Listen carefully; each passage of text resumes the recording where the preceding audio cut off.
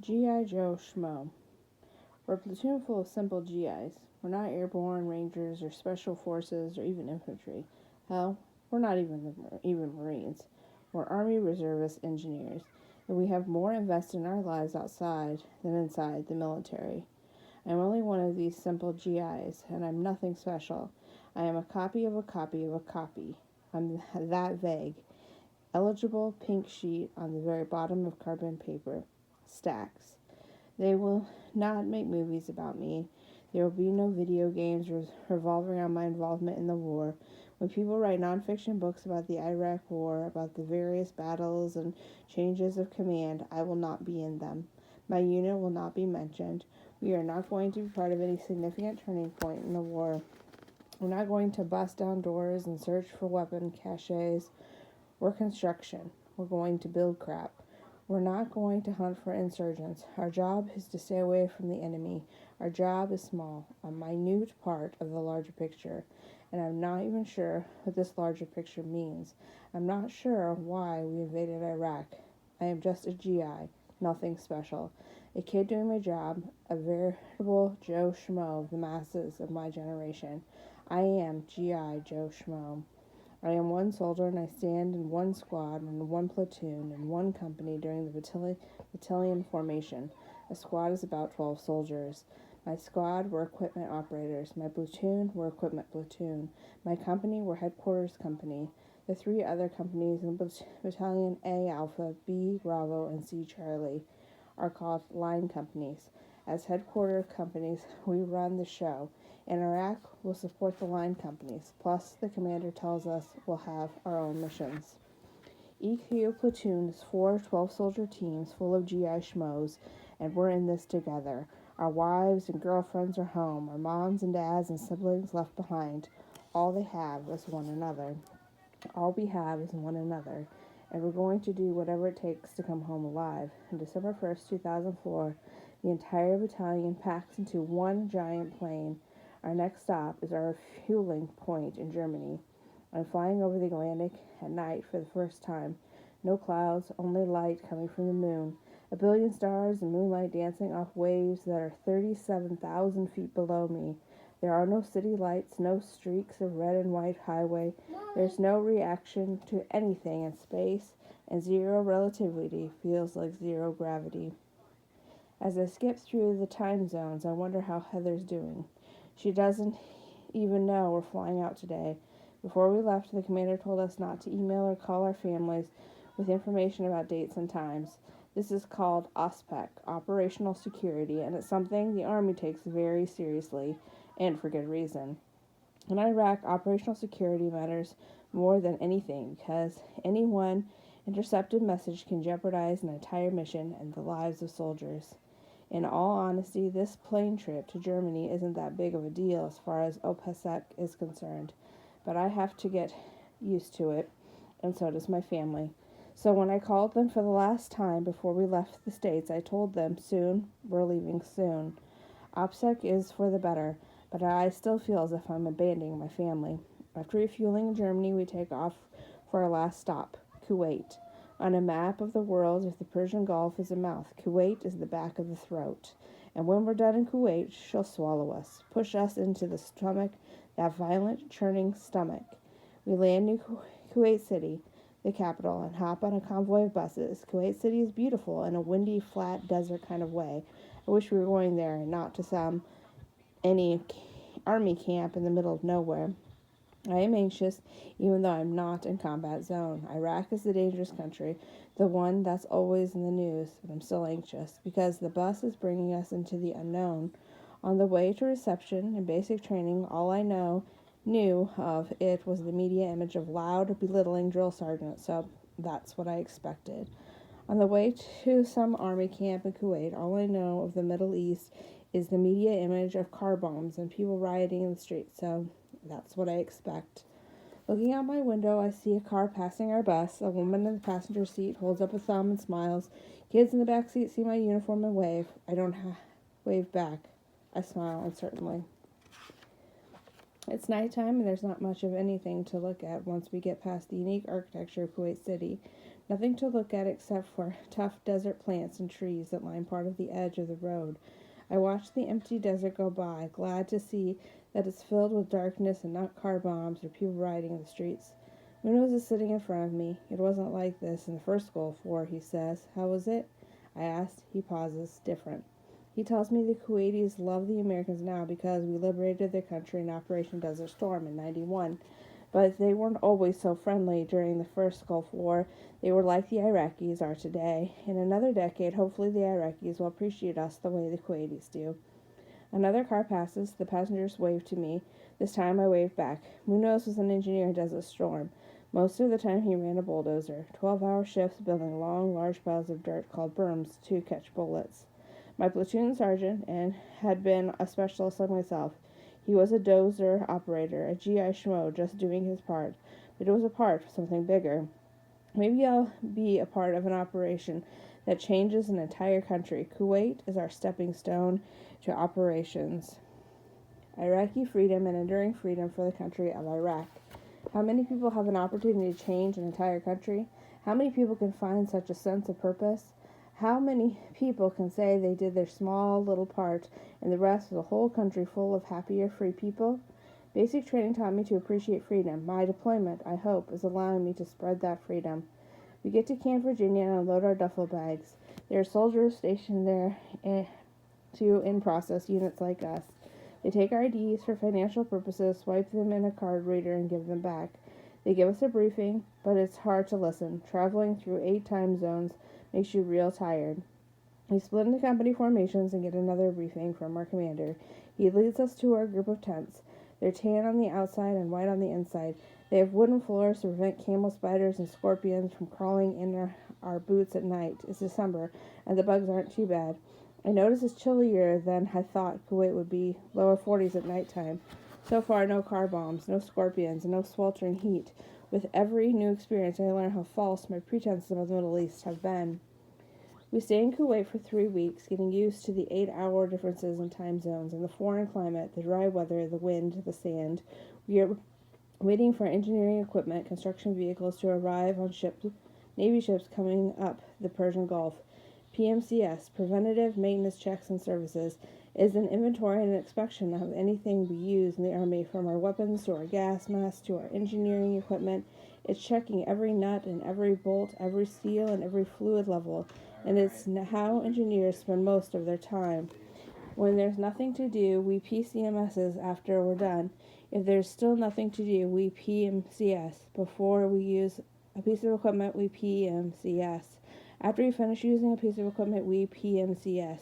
It's such a common task that we joke about it. When we're caught sleeping, we tell our squad leader that we're PMCSing our eyelids. Renegade really finds it funny. Another big part of our 3 weeks in Kuwait is to train in equipment. Every soldier in the platoon is cross-trained on the equipment we may have to operate during our tour. On an average day, between chow and cigarette breaks, first and second squad, the operators cross-train the other squads on how to PMCS and use our loaders, dozers, hydraulic excavators, backhoes, bobcats, and 5-ton dumps. Then the third squad, the concrete squad, cross-trains the other squad on how to PMCS and use their concrete mixing trucks called PLSs.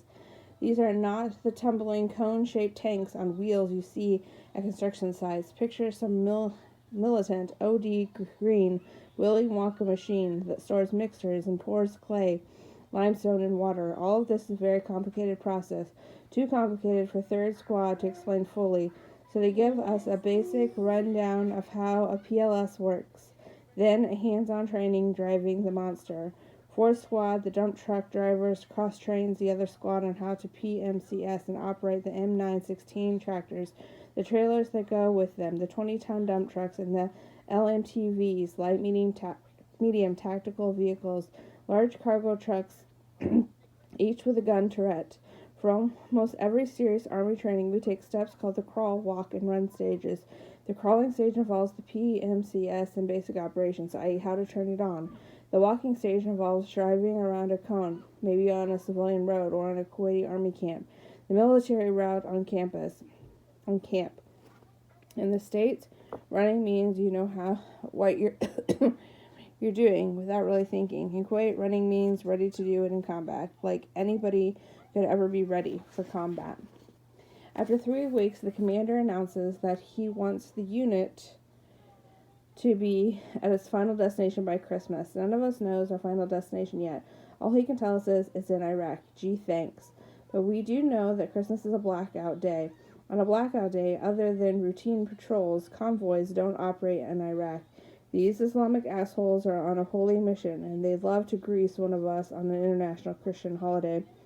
We spent our last week in Kuwait awake for hours and hours getting ready for the company-wide convoy. Half the company flew up to Iraq as the advance party, but there's still 100 or more soldiers living out of duffel bags, sleeping on fold-out cots and tents, and organizing every piece of equipment headquarters company owns, PMCSing it, training on it, and trying to find a home for it in the massive convoy.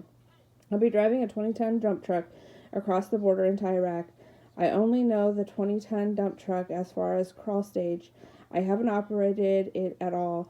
I'm licensed on it, but I really haven't a clue how to drive it, and it's still a stick shift. Since we have so many soldiers to transport, standing in the back of my dump body will be 4 guys. One of them, Josh Miller, is an EQ's first squad with me.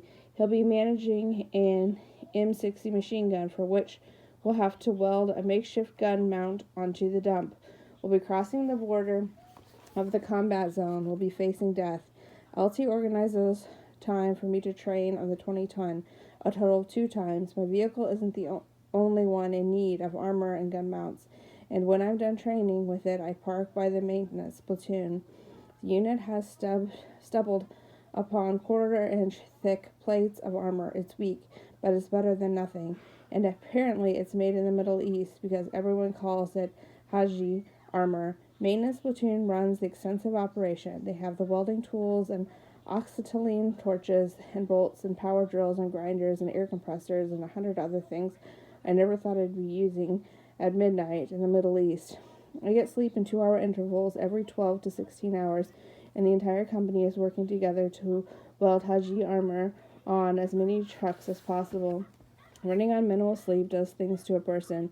At first, it's simply exhausting. I feel like I can no longer stand up or keep my eyes open. The pain in my leg muscles is deep and throbbing, and my brain feels like it's on the verge of stopping completely. I have double vision. I wonder why our tent now smells like Grandma's basement. Why my duffel bag smells like my father's aftershave. As soldiers, we push ourselves. We push one another. We're all in this together. If one quits, we all quit. So we keep one another from giving into the sleep. It's 1 o'clock in the morning, and the M916 tractor trailer, to which I'm fastening armor, is lit by a giant working lamp, just like the ones parked at construction sites back home and parked at Ground Zero. And it's powered by a generator that is low on gas. I'll have to fill it up soon.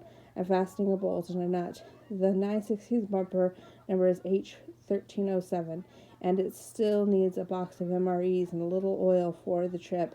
Miller said he'll take care of that tomorrow, and he's a hard worker, grew up on a dairy farm in Ohio, so he'll do it.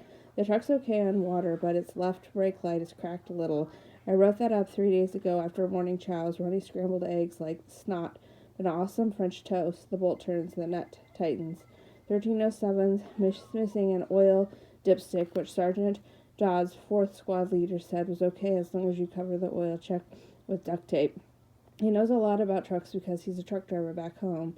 He once shot a hooker in the face with a fire extinguisher. See, the way fire extinguishers work is they suck the oxygen from the air, and since fire needs oxygen to burn, by sucking the oxygen you put out the fire. But a fire extinguisher in your face, the bolt light tightens, sucks away the oxygen and makes you feel like drowning. And while this truck stop hooker gasps for air, Arthur Dodd slams his driver's side door shut and drives away because he's married. He's been for 15 years, has 2 kids, the youngest of whom he nicknamed Pickleman. I notice a long shiny hair in the dust cloud off to my left, and righty-tighty, lefty-loosey. I quickly place the hair on the head of the only female in EQ platoon, SPC Alyssa Downdren. A pebble flies out from under her boot as she walks away from the group of welders, grinders, and me. The pebble's from the smoke area, and I wish such an attractive young woman wouldn't smoke. The thin armor gets closer to the door. I spot the oil stand on CPC Josh Roman's left desert combat boot. I laughed hysterically yesterday when he spilled hydraulic oil on himself while he was filling one of the scoop loaders, and now he's sitting on the wheel well of the front tire as he bolts armor to the door. His bolt tightens, and he's laughing at a story being told by Sergeant Buckaloo, who stands behind me and who's being funny and witty because his expanded, sleep-deprived mind operates on a level that we're all addicted to, like chocolate-covered crack. And he's telling us about this time in Sunday school when one of the nuns farted. She kept teaching like nothing had happened, and Wilfred Buckaloo III, he held his tough forever before he burst out hysterically, and he was beating across his hands with a ruler. Roman and I laugh hysterically because Buck's face and impression of himself trying to hold in a laugh is the funniest expression we've ever seen, and there's a maniacal quality to my laugh that I am very proud of. The bolt tightens fully, and the armor is on the door. Our shift is over. We'd love some sleep, and none of us is very hungry, but we decided to walk a half mile to the chow hall anyway.